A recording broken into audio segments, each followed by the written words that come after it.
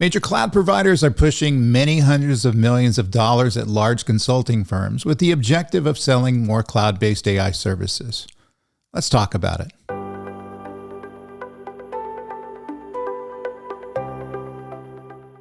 So welcome to the Cloud Computing Insider. If you're new, my name is Dave Linthicum, a cloud and AI SME, best-selling author, speaker, tech influencer, and experienced technology executive. Let's get going. So according to Google, and the link is in the description for this, we are now seeing the Agentic Enterprise, made-up thing, become reality for customers. And this week of Next 26, we're announcing exciting new innovations to help customers accelerate Agentic AI even further. So their partner play is a critical role in enabling the Agentic Enterprise, and today we're also announcing new resources, technologies, and deep technical partnerships to ensure we offer customers the industry most capable partner ecosystem for the Agentic era, including, and I'm just going to read the first bullet here, $750 million partner fund for Agentic AI development applicable across global consulting firms, software partners, and also their channel partners. So this is a bit concerning to me. And actually, the reason I'm doing this video is I heard from about 30 of you who sent it to me. And, I was thinking about leaving, Google alone for a while. I've been picking on them a bit on this channel, but this is pretty egregious. And I figure we're going to need to talk about it. So this, by the way, is nothing new. So the cloud providers, the hyperscalers, will offer consulting firms through a partnership relationship to fund some of the development that's going on, or sometimes most of the development that's going on out there. In fact, you can work on an engagement that's entirely funded by the hyperscaler, obviously as long as you're using their services, where in essence the consultants are bringing them the enterprises with the need to consume, in this case, AI services and Agentic AI services, and they pay for it. In other words, pay for the project, which is, obviously a tempting proposition for the enterprises out there are looking to save many millions of dollars and have somebody else fund the bill, for building and deploying their, in this case, agentic applications. But there's some larger concerns here. Let's talk about it. So this matters because enterprises hire advisors, or the big consulting firms, to compare all viable options, multi-cloud, SaaS, open source, on-prem, and even non-AI process fixes to bring value to the enterprise. So we've talked about this before, and I'm not going to be such a broken record on it. The reality is that if the advisors, in this case the consulting firms, are getting paid by the hyperscalers to work with customers on building projects, hopefully using their technology, in fact, I think they're not going to pay for it unless they use their technology, then they're in essence becoming a sales channel for the hyperscalers. They've ceased to become a trusted advisor. And I'm okay with them doing that as long as they disclose it. But in many cases, the enterprises are considering them trusted advisors, and they think that they're looking out for their business. And in this case, they're looking out for themselves, and by default, also looking out for the hyperscaler. That's concerning to me. I think very much like we saw with cloud, 10 years ago, we're going to see lots of mistakes being made because people are advising enterprises to leverage a particular type of technology or branded technology for the wrong reasons. In other words, it's become because of their own short-term financial gain, partnerships, lucrative partnerships, in this case, Google, that they have with the hyperscalers, and that's going to end up damaging the enterprises. Now, in many cases, the enterprises are complicit. They know that relationship is there. Obviously, it's not a secret. However, like we're finding today now that we're doing lots of repatriations and lots of fixing of the mass migrations that occurred 10 years ago, we're going to end up building up huge amounts of technical debt with misapplied technology in the AI space. And you got to remember, these AI systems are going to be 10 times more expensive. And so lots of damage can get done pretty quickly if people are making the wrong decisions and using the wrong technology. That doesn't mean Google doesn't have fine technology, and they're definitely going to be an option, but they're not the only option out there. And typically, it's not going to be a complete Google solution that's going to provide you with a best of breed solution. And so you're going to end up building up lots of technical debt by default just because you're going after one particular brand. And by the way, the same holds true for AWS and Microsoft and Oracle and, all the other brand name technologies out there. Nothing wrong with those technologies. However, they're only a certain fit within a certain type of problem they're looking to solve. And if you're applying it everywhere, just because you have a pre-existing relationship with in this case, the hyperscaler in Google, you're going to end up making huge mistakes just by matter of logic. So consulting firms are supposed to help clients choose the best architecture, not the platform with the richest financial incentives. And what takes me back from this is that the amount of money that they're using, this is $750 million that's up for grabs.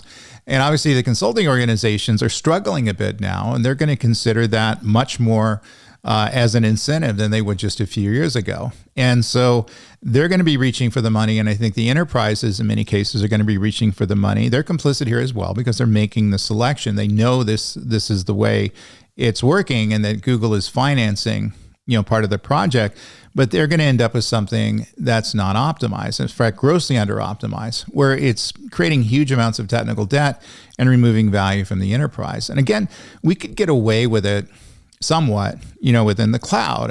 When we, migrated tens of thousands of applications, to the cloud and not necessarily did anything to optimize them. And now you're paying a bill of 3 times what we thought we were going to be paying in the cloud, and we're doing some repatriation in response to that.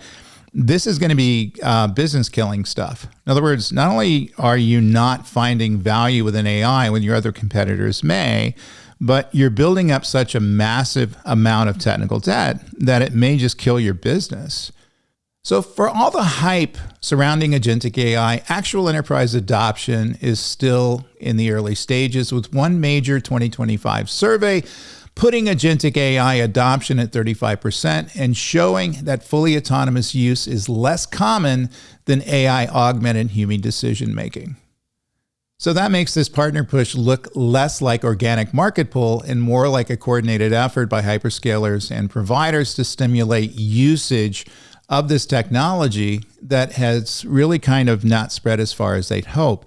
And I think that's the core motivation here. If you talk to some of the vendors, the people who are pushing the agentic AI stuff, early to market, obviously agentic AI has been around for a long time. We're just, recasting it as something that's new and shiny and trying to sell it, down our normal channels, and the hyperscalers are definitely going to be part of that. So the company that gets an inflection point with the agentic AI technology, they know is going to benefit big. They're going to see their stock shoot up and their revenue shoot up, and they think that's great. However, at the end of the day, it's not going as well as they thought. Most enterprises are not ready to adopt agentic AI or even AI for that matter. So they're pushing the technology out there. They're basically getting way over their skis in terms of the agentic AI marketing. And Google's not alone with that. AWS and Microsoft and all the other technology providers and even some of the AI providers are doing the same thing.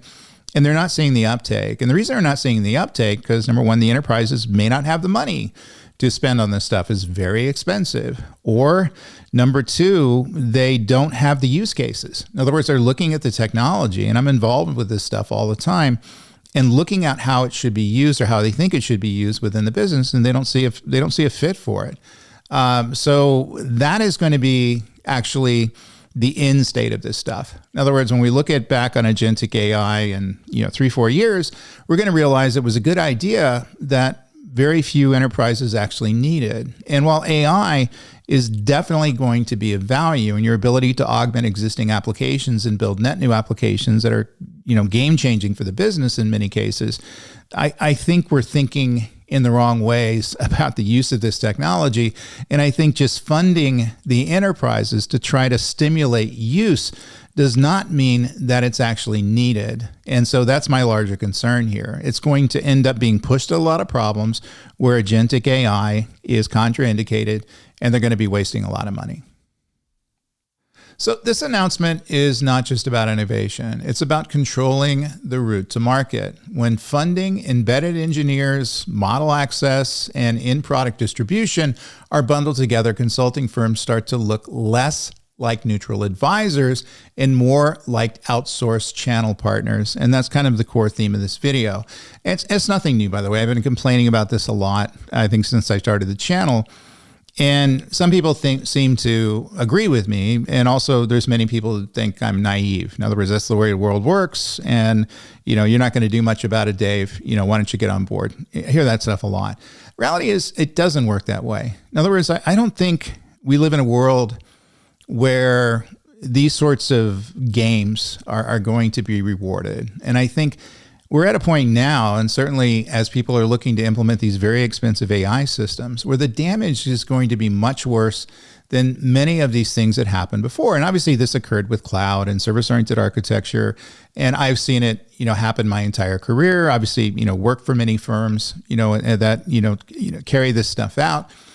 And I understand it's going to be part of the business. So my larger concern is us not learning from our mistakes. In other words, we did this with cloud, and I'm running around the country right now, actually running around the world, trying to fix these issues and mentoring projects now, people who are building these AI systems and put them on track, and seeing many of the same mistakes made again. And largely because the incentives that are coming from the tech providers are going to be fairly compelling. And certainly with the consulting area kind of being a bit of trouble right now, it's kind of the perfect storm. And I think that many enterprises are going to get hurt because I think the consulting firms are going to aggressively sell technology that they're going to get paid for selling. In this case, Google. It can be anyone out there. Google's not the only company that does this. And the enterprises are going to be perfectly happy with adopting because people are recommending it to them. And obviously out there in the zeitgeist, they think agentic AI is the bee's knees, and it's what everybody should be leveraging now. And everybody's going to feel like they're right in doing the right thing for their business and doing the right thing for the enterprise. But the outcome is going to be, and we're not going to know this until a few years, when we see the operational cost of these things start coming through, that the business value is not going to be there. And they're just going to end up in the same place that we are with many of the cloud systems as of 10, 15 years ago. And it's something that's going to be technical debt that we're going to have to fix. And so I wish there was less stuff out there to fix. And certainly I wish people wouldn't create problems that they can avoid. And that's the case here. So I hopefully even the consulting firms, and I think the enterprises, maybe even the hyperscalers, get wise here, understand what the end result should be, and find a better path to selling technology or selling the concept of technology, which is what we're dealing with here. Well, anyway, let me know what you think in the comments, whether you agree with me or not. You think I'm totally naive, or you think this is the way the world works and you should not worry about it, Dave.